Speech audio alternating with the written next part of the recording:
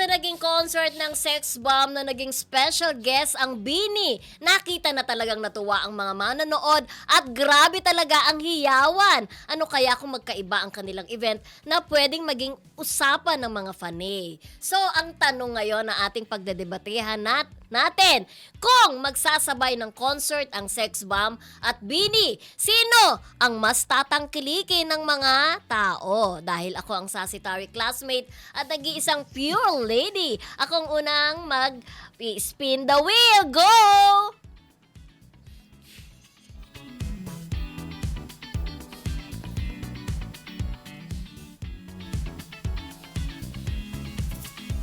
Ayan, ang napili ko, BINI, no? Talaga, Kuya Romel, talaga. 'Di ba? Ang napili ko ang mas, kung magsasabay ang concert, sino ang mas tatangkilikin? Although, ang sagot naman dyan, pareho naman. Pero, syempre, pangangatawanan ko yung BINI kasi si Kuya Romel, 'di ba? Ayan. So, iba na rin talaga yung generation natin ngayon. Kumbaga, ano man tawag sa kanila? Boomers? Hindi, boomers yung mga dati. 'Di ba? Mga Gen Z, mga ganyan, millennial, mga ganyan. So, iba na rin talaga ang ngayon. Pag alam naman natin, pag mga concert ng BINI, tiyak talagang pinag-iipunan nila kahit mga estudyante sila. Iniipon talaga nila yung mga baon nila para pagdating ng concert ng BINI. Kita naman yan, lahat ng concert ng BINI ay talaga naman tinao na pag Philippine Arena na rin sila, Kuya Romel. Kaya wala na silang dapat patunayan pa. Kaya parang feeling ko tatangkilikin naman ang BINI. Yes. At dahil ang natitira na lang po sa aking sagot ay ang Sex Bomb, kaya panindigan ko po na mas papanoorin ang Sex Bomb. Although ako naniniwala ko na both kikita yan. Pero since ito na po sa akin, ng Sex Bomb, syempre kumbaga, dahil nagkasunod-sunod ang kanilang concert na unexpected na kahit silang mga members ng Sex Bomb, hindi akalain nakikita. Ngayon, kung sakali this year din kung magtutuloy-tuloy, round 1, round na sila, tapos magsasabay ang BINI, siguro, mas papanoorin pa rin ang mas papanoorin pa rin ang Sex Bomb. Yan. Okay, dahil ikaw naman ang nakaisip ng debate na yan. Kanina ko pa sinasabi, di ba, wala na tayo sa debate. Ay, hindi talaga magpapatalo ang Sex Bomb. Sabi nga natin, di ba, yung mga fans ng BINI, ano pa sila mga bagets pa.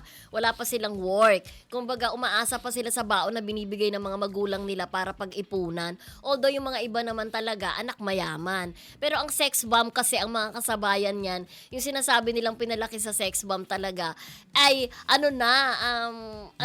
may work na. Kumbaga, established na sila. May work na yan, may mga kurentahin na yan, may mga negosyo na yan, may mga pamilya na yan, may mga sariling pera na yan. Kaya tignan mo, nakakailan na tayo, round 3, may round 5 pa.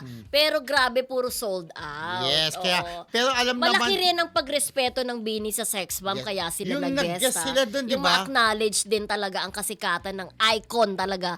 Icon ang Sex Bomb, masasabi, sa all-female group na yan. Pero yun nga po, sabi namin na, alam namin na pares naman yan tatauhin dahil alam naman na sikat pa hanggang ngayon ang BINI. Pero gaya nga po ng sabi ni Mildred, hindi po sa mas kami sa dito sa Sex Bomb. Kaya alam po, ang reality kasi yung panahon ng kasikatan talaga ng Sex Bomb, yung mga kabataan pa. Ngayon may work na, may pera na silang gumasos.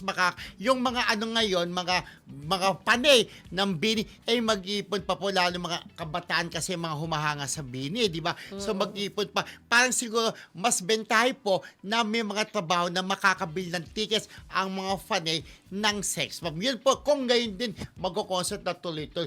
Pero malabong magtapatan yan, lalo na yan, sabi nga ni Mildred, may respetuhan dahil nga po nag-guest ang BINI sa Sex Bomb na nakakatuwa talagang nagsuporta ng parehas ng sikat na grupo, di ba? Correct. Yun. Basta ako naniniwala ko na parehas din naman tatangkilikin. Pero siguro lalamang lang ng konti ang Sex Bomb. Pero napupuno nga ang BINI, napuno yung tama ka. Ang laki-laki na ng arena, di Philippine ba? Arena, oo. Correct. So, yun, parehas silang tatangkilikin. Para sa tingin lang namin, baka lalamang lang ng konti ang Sex Bomb kung magsasabay.